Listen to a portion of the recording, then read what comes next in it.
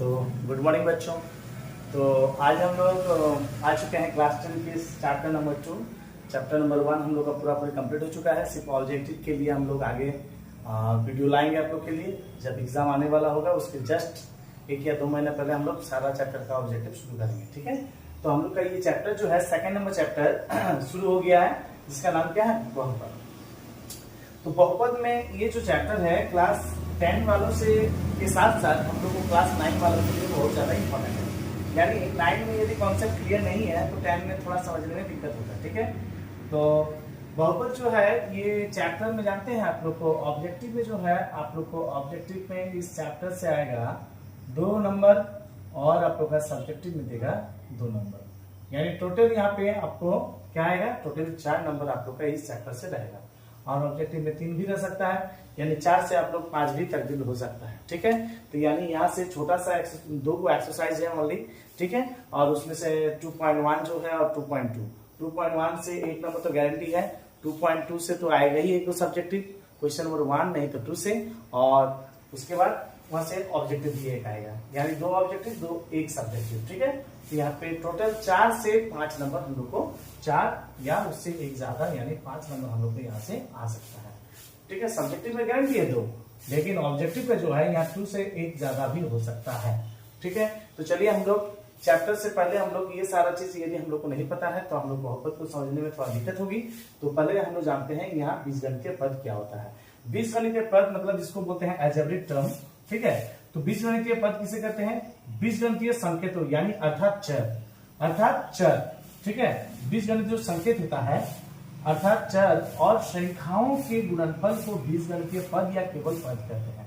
यानी बीजगणितीय संकेत, यानी देखिए यहाँ पे संकेत क्या है, अर्थात क्या बात किया है, चर का मतलब है जिसका वैल्यू क्या होगा, चेंज होगा, वेरिएबल जिसको हम लोग कहते हैं, है ना, इसका वेरी होगा। यानी जैसे 2x लिखा हुआ है तो इसका अर्थात क्या लिखा है, 2 into x। तो x का मान हम लोग क्या कर सकते हैं, हम लोग अपने मन से बैठा सकते हैं, यानी इसका मान जो होगा वेरी होगा। यानी 2 into x की जगह 1, 2 into x की जगह 2, 2 into x की जगह 0, हम लोग x की जगह हम लोग वैल्यू को जो है अलग अलग वैल्यू पुट कर सकते हैं। यानी इसको हम लोग क्या कहते हैं, वेरिएबल, यानी वेरी करेगा, है ना। तो ये जो है हम लोग का चर है। तो इसी के कहा बीजगणितीय संकेत, यानी बीजगणितीय संकेत अर्थात चर और संख्याओं के गुणनफल, ये जो संख्या है उनके गुणनफल को हम लोग क्या कहेंगे, बीजगणितीय पद कहेंगे या केवल क्या कहेंगे, पद कहेंगे, ठीक है। जैसे यहाँ 4xy में क्या हुआ, 4 को जब तोड़ा जाएगा 2 दूनी 4, x और y। तो ये जो हुआ संख्या और उनकी जो संकेत जो है यानी चर का गुणनफल को हम लोग क्या कहेंगे, बीजगणितीय पद या केवल क्या कहेंगे, पद कहेंगे। जैसे यहाँ पे उसके बाद हम लोग का टॉपिक आता है, समझ में आ रहा है वाला टॉपिक कि बीजगणितीय संकेत मतलब क्या होता है। संकेत का मतलब होता है बीजगणितीय संकेत, सॉरी बीजगणितीय पद का मतलब क्या होता है, बीजगणितीय संकेत यानी चर और जो संख्या रहेगा के गुणनफल को बीजगणितीय क्या कहेंगे, पद कहेंगे। यानी ये एक पद है, ये एक पद है, ठीक है। यहाँ पे क्या क्या देख रहे हैं, चर देख रहे हैं और संख्या देख रहे हैं। गुणांक किसको कहेंगे, गुणांक का मतलब होता है कोएफिशिएंट। किसी पद में गुना करने वाली जो संख्या होती है उसी को कहेंगे हम लोग कोएफिशिएंट। जैसे 2 और x में बताइए तो यहाँ पे कौन सा संख्या गुना किया हुआ, 2, तो इसी को हम लोग कहेंगे गुणांक। किसका गुणांक, x का गुणांक, ठीक है। किसका गुणांक, x का गुणांक, ठीक है। ये 9th क्लास के लिए भी पूछा जाता है सब्जेक्ट, ये मतलब आप लोग का बोर्ड एग्जाम में आता है 9th क्लास का भी, तो ये 9th के लिए भी जरूरी है, 10 के साथ साथ, ठीक है। तो ये जो 4xy है इसमें भी हम पूछे कि xy का गुणांक कौन है, तो 4 है। तो यही कहा गया किसी पद में गुना करने वाली जो संख्या होती है ना, गुना करने वाली जो संख्या होती है, जो गुना किया हुआ संख्या रहता है उसी को कहते हैं हम लोग क्या, गुणांक कहते हैं। जैसे इसमें हम लोग यदि गुणांक के बारे में पूछेंगे कि p² q² का गुणांक क्या होगा, -5 होगा। क्या होगा, -5, ठीक है। इसमें यदि हम लोग का इसमें यदि गुणांक पूछा जाए तो इसमें गुणांक कितना होगा, 1 होगा, ठीक है। देखिए और एक थोड़ा जैसे यहाँ पे जस्ट एग्जाम्पल लिया हम लोग एक, है ना, क्या लिया है, इसमें और एक बार परिभाषा को देखते हैं कि किसी पद में गुना करने वाली जो संख्या होती है उसे उस पद का अंक गुणांक यानी न्यूमेरिकल कोएफिशिएंट कहते हैं। अंक गुणांक का बात किया जाए और यदि मान लेते हैं सिर्फ कोएफिशिएंट का बात पूछेगा, जैसे -3xy में यदि सिर्फ y का गुणांक का पूछा, y का गुणांक कितना होगा, यहाँ पे -3x होगा। यानी जिसका गुणांक पूछेगा उसको छोड़कर बाकी जो टर्म रहेगा उस पद में उसको उसका गुणांक कहेंगे। ठीक है, जैक बोर्ड में तो ऐसा ये सब सवाल नहीं है, लेकिन इसको जानना भी जरूरी है। जैसे इसी में यदि मान लेते हैं कि x का गुणांक पूछेगा कि x का गुणांक कितना है, तो x के अलावा कितना है इस पद में, -3 और y। तो -3y जो हो जाएगा वो x का क्या हो जाएगा, गुणांक हो जाएगा। तो अभी जो है हम लोग पद का घात के बारे में जानेंगे। पद का घात, डिग्री ऑफ ए टर्म जिसको कहते हैं ना, कोई भी पद का घात कितना होता है। ठीक है, तो पद के सभी चर के घातांकों का योग उस पद का घात कहलाता है। यानी जितना को पद रहेगा, मतलब एक पद रहेगा है ना, सभी चर मतलब सभी जो चर रहेगा इसमें चर के घातांकों का योग। x का घातांक कितना है 2, y का घातांक कितना है 1, तो 2 + 1 जो हो जाएगा ये हो जाएगा घात हो जाएगा। इस पद का घात कितना हो जाएगा, 3 हो जाएगा।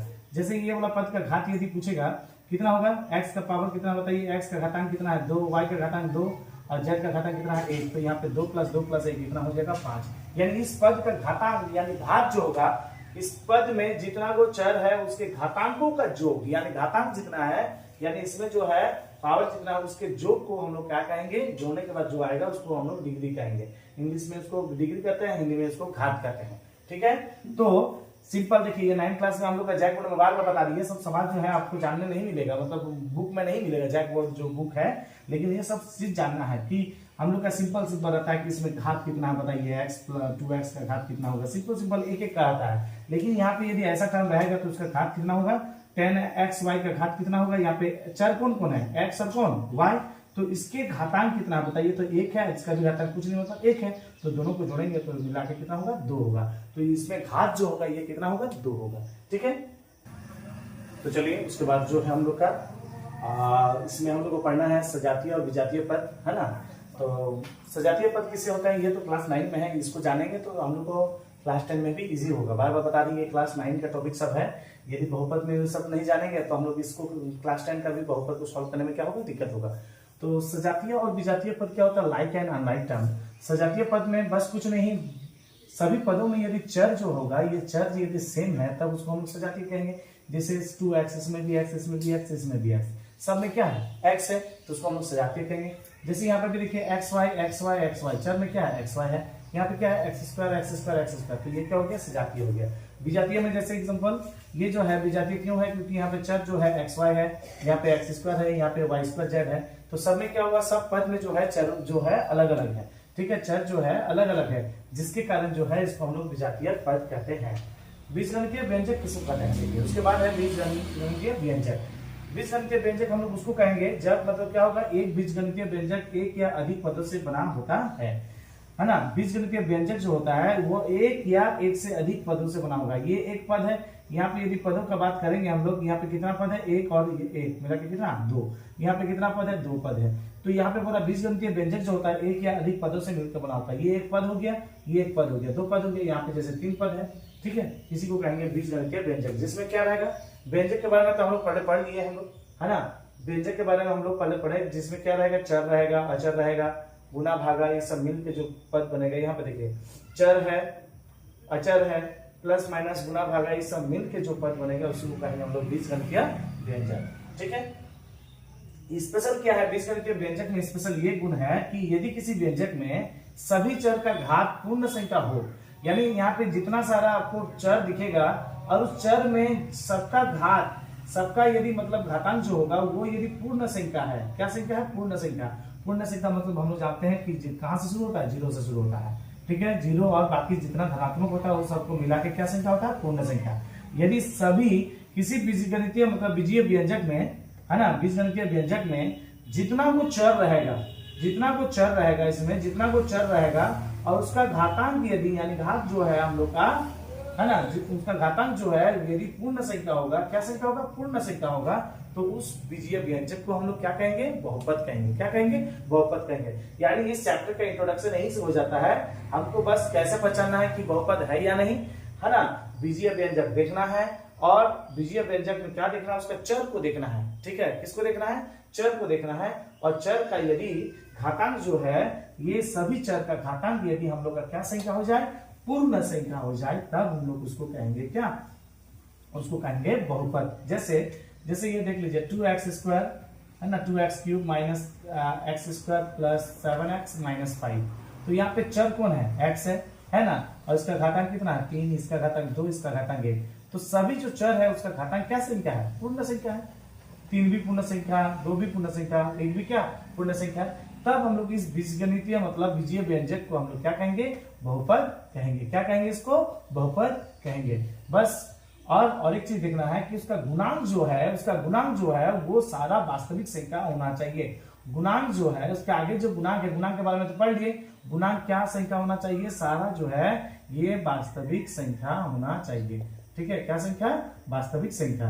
अब वास्तविक संख्या हम लोग पहचानते हैं किसको बोलते हैं, रूट के अंदर माइनस वाला संख्या जो है उसको काल्पनिक कहेंगे। इसको छोड़कर बाकी जो संख्या होगा वो सारा वास्तविक होगा। जैसे 2 होगा, -1, 2/3, ठीक है, 0, -1.5, √5, है ना। ये जितना संख्या देख रहे हैं आप लोग, जैसे 1.6666 बार बार रिपीट, या दशमलव के बाद जो संख्या रिपीट नहीं कर रहा, 23, 33, 23, 43, 53, 63, ये जो है यहाँ पे जो रिपीट नहीं करेगा, ये सभी संख्या को हम लोग क्या संख्या कहेंगे, वास्तविक संख्या कहेंगे।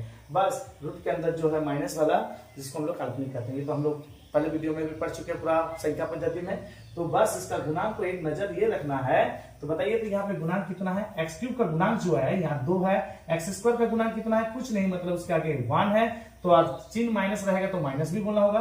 तो x³ का गुणांक यानी x³ के आगे कौन है, 2, x² का गुणांक -1, x का गुणांक 7, एंड इसको कहते हैं अचर पद। क्या पद, अचर पद, क्योंकि इसके पास कोई चर नहीं है। तो हम लोग क्या समझे कि एक बीजगणितीय व्यंजक को हम लोग बहुपद कब कहेंगे, जब उस बीजगणितीय व्यंजक में जितना तो चर रहेगा और उसका घातांक जो होगा, वो क्या संख्या होना चाहिए, सभी चर का घातांक जो होगा वो पूर्ण संख्या होना चाहिए बस। और उसका जो गुणांक होगा ये देखना है कि वो वास्तविक संख्या है या नहीं। ठीक है, चलिए हम लोग एक एग्जांपल देखते हैं कि बहुपद कौन सा नहीं है। जैसे मान लेते हैं यहाँ पे, है ना, 2√x प्लस यहाँ पे 5 लिखा हुआ। तो यहाँ पे जो है ये √x का मतलब क्या है, x रूट का मतलब हम लोग जानते हैं कि उसका घात जो होता है 1/2 होता है, और नहीं जानते हैं तो थोड़ा इसको याद रखिए और आगे पढ़ाएंगे हम लोग, है ना। रूट का मतलब होता है क्या, उस चर का घातांक 1/2। तो बताइए यहाँ पे ये बीजगणितीय व्यंजक तो है, लेकिन ये बहुपद नहीं है। ये जो है हमारा बहुपद नहीं है। क्यों नहीं है, रीजन क्या है, बहुपद व्यंजक तो है लेकिन इसको बहुपद क्यों नहीं कहेंगे, क्योंकि इसका चर का घातांक जो है ये 1/2 है, जो हमारा पूर्ण संख्या नहीं है। पूर्ण संख्या नहीं है, पूर्ण संख्या नहीं है, जिसके कारण इस व्यंजक को हम लोग क्या कहेंगे, बहुपद नहीं कहेंगे। यानी हमें देखना है चर का घातांक जो है वो पूर्ण है या नहीं। ठीक है, और एक एग्जांपल लेते हैं, जैसे x प्लस, बहुत 10th क्लास का बहुत इंपॉर्टेंट ये एग्जांपल है कि बताइए ये बहुपद है या नहीं। ठीक है, ये बहुपद है या नहीं है। तो देखिए, तो इसमें क्या है, पावर 1 है। इसको हम लोग स्टैंडर्ड फॉर्म में यदि लिखते हैं हम लोग, ये x को कहां ले जाएंगे, ऊपर। ये यदि हम लोग रूल में जानते हैं कि कोई भी संख्या यदि उसका पावर फॉर्म में रहेगा और नीचे यदि प्लस में रहता है तो उसको जैसे ही ले जाते हैं हम लोग, उसका घातांक जो होता है वो माइनस हो जाता है। यानी x को जैसे ऊपर ले जाएंगे, x का पावर कितना हो जाएगा, -1। यदि मान लेते हैं यहाँ 7 है तो 7 की जगह 7 तो रहेगा, और x कहाँ चला जाएगा, ऊपर, तो उसका घातांक जो है प्लस है वो क्या हो जाएगा, माइनस। तो बताइए यहाँ पे ये बीजीय व्यंजक तो है, लेकिन ये बहुपद नहीं है।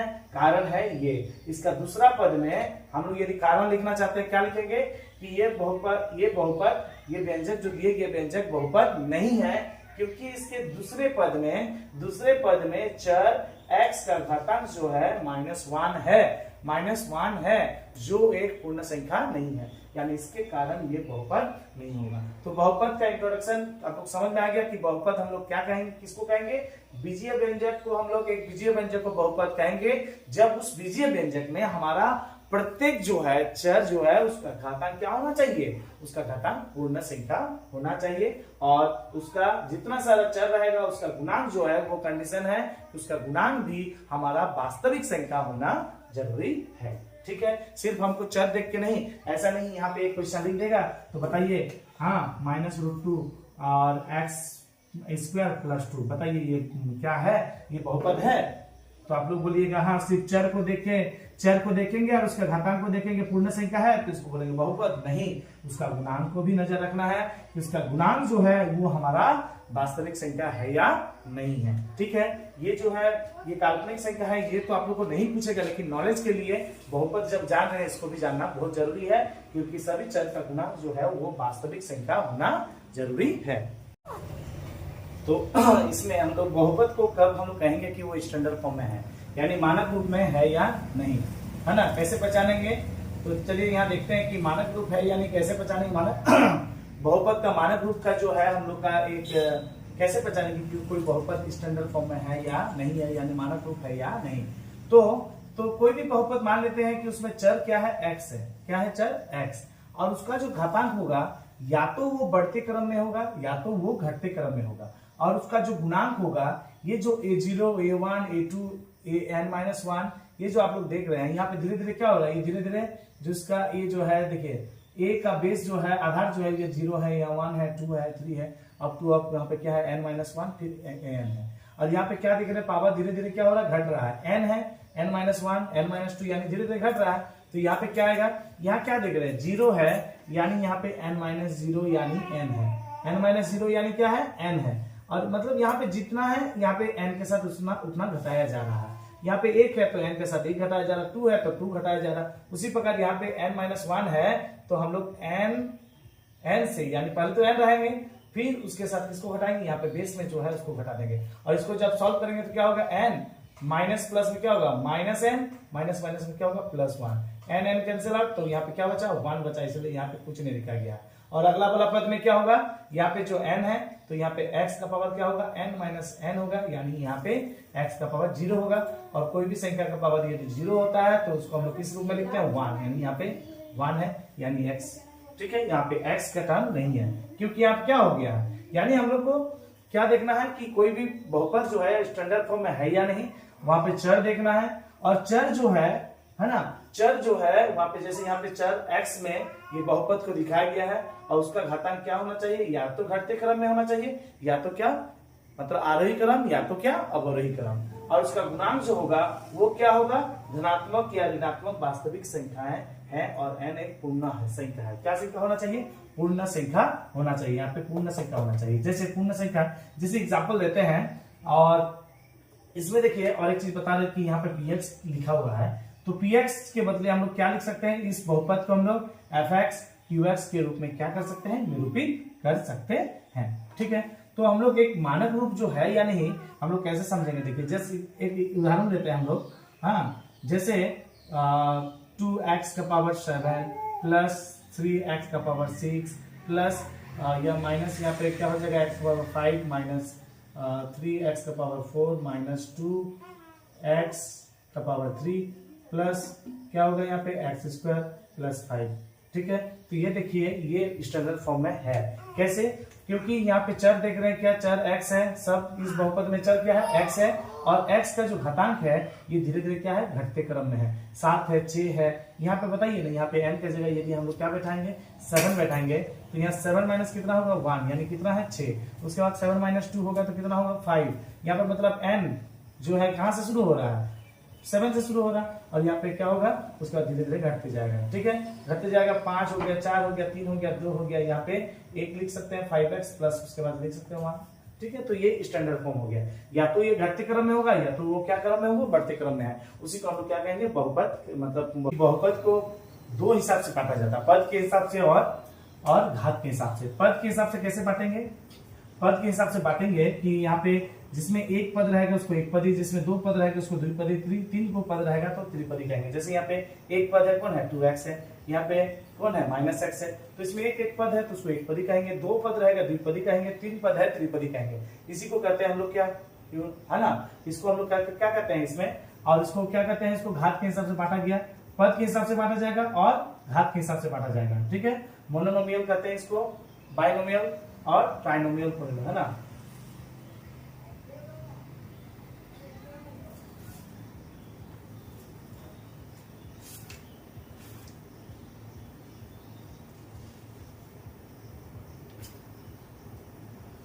तो इसको हम लोग क्या कहते हैं मोनोनोमियल, इसको बाइनोमियल और इसको ट्राइनोमियल कहते हैं। उसी प्रकार घात के हिसाब से यानी डिग्री के हिसाब से इसको बांटा जाता है ना। रैखिक यानी इसको कहते हैं लीनियर। रैखिक मतलब क्या होगा, इसमें चर का जो हाईएस्ट पावर होगा इसमें जितना को पद रहे, हमको पद से मतलब नहीं है, लेकिन उसमें चर जो रहेगा, चर का हाईएस्ट पावर 1 रहेगा, जितना को पद रहेगा उसमें जितना जगह चर रहेगा उसका हाईएस्ट पावर 1 रहेगा, तो उसको रैखिक कहेंगे, उसको लिनियर कहा जाता है। द्विघाती का मतलब होता है कि इसमें जो चर जो रहेगा, चर का हाईएस्ट पावर जो रहेगा 2 रहेगा, उसको द्विघाती कहेंगे, जिसको क्वाड्रेटिक कहते हैं। क्यूबिक का मतलब होता है कि इसमें हाईएस्ट पावर 3 रहेगा। इसमें पद कितना है वो निर्भर नहीं है, पद कितना है वो नहीं निर्भर करता है कि देखिए यहाँ पे जैसे एक पद है, यानी इसको मोनोनोमियल कहेंगे, लेकिन इसका डिग्री जो है, इसका मतलब इसका घात जो है इसमें 3 है, त्रिघाती है। क्यों 3 घात है इसमें? हाईएस्ट पावर कितना 3, इसमें एक ही तो पद है, इसमें हाईएस्ट क्या और लोएस्ट क्या। इसमें जैसे 2 पद है, लेकिन इस पद में x का पावर जैसे मान लेते हैं 3 है, और यहाँ पे मान लेते हैं x का पावर 2 है, तो ज्यादा कौन वाला होगा? 3 वाला। तो इस पद में, पहला वाला पद में x का पावर 3 है, तो इसको हम लोग हाईएस्ट पावर के हिसाब से इसको कितना घाती बोलेंगे? त्रिघाती बोलेंगे। तो रैखिक जिसको कहते हैं इसको लिनियर कहते हैं, द्विघाती को क्वाड्रेटिक कहते हैं, और इसको कहते हैं क्यूबिक पॉलिनोमियल। ठीक है, पावर 1 रैखिक, पावर 2 मैक्सिमम पावर रहेगा तो उसको क्वाड्रेटिक यानी द्विघाती, और हाईएस्ट पावर 3 रहेगा तो उसको क्यूबिक कहेंगे। और पद के हिसाब से बांटेंगे तो कितना होगा? टर्म के हिसाब से बांटेंगे तो ये एक पद रहेगा जिसमें मोनोनोमियल, इसको एक पदी कहते हैं, बाइनोमियल यानी द्विपदी, और त्रिपदी को कहते हैं ट्राइनोमियल। ठीक है, तो इसी के साथ हम लोग इस वीडियो को खत्म करते हैं। और यदि ये वीडियो आप लोग को अच्छा लगा तो एकदम लाइक और सब्सक्राइब जोर से कीजिए। और बाकी जो है हम लोग का क्लास 10 का एक्सरसाइज आप लोग का 2.1 एंड 2.2, और थोड़ा सा हम लोग का इंट्रोडक्शन बाकी है, अगले वीडियो हम आप लोग को प्रस्तुत करेंगे। ठीक है, आप लोग इस चैनल से जुड़े रहिए यदि आप लोग को आगे और जानकारी इससे लेना है।